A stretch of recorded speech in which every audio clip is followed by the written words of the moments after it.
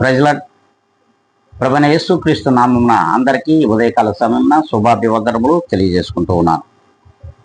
ఈ దినం మనకు దేవుడిస్తున్నటువంటి గొప్ప వాగ్దానము, అది 20వ కీర్తన 1వ లేఖనాన్ని మనం చదువుకుందాం. ఆపత్కాలమందు దేవుడు నీకు ఉత్తరం ఇచ్చునుగాక, యాకోబు దేవుని నామము నిన్ను ఉద్ధరించునుగాక. ఈ నూతనమైన దినము ప్రభువుల వారు మనందరితో మాట్లాడుతూ ఉన్నారు.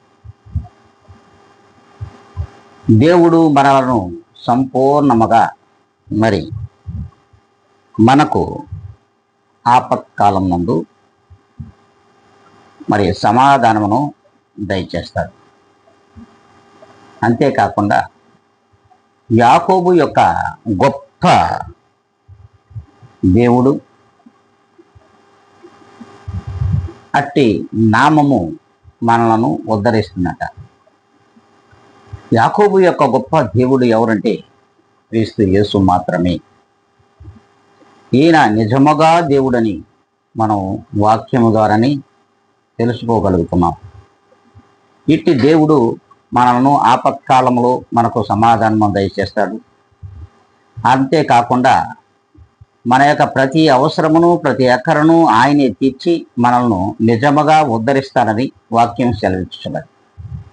అట్టి ఉద్ధరించు దేవుని కొరకు ఎంతమంది ప్రార్థనలో ఉంటున్నాం, ఎంతమందిని ఆయన కొరకు ఎదురు చూస్తున్నామో ఒక్కసారి ఆత్మ పరిశీలన చేసుకొని, ఈ దినము నుండి అయినా సరే ఆయన మనల్ని కాపాడాలి, ఆయన మనల్ని పోషించాలి, ఆయన మనకు సమాధానమును కలుగు చేయాలనుకుంటే అందరం కూడా తలలు వంచుకుందాం, ప్రార్థనలో ఏకీపిద్దాం.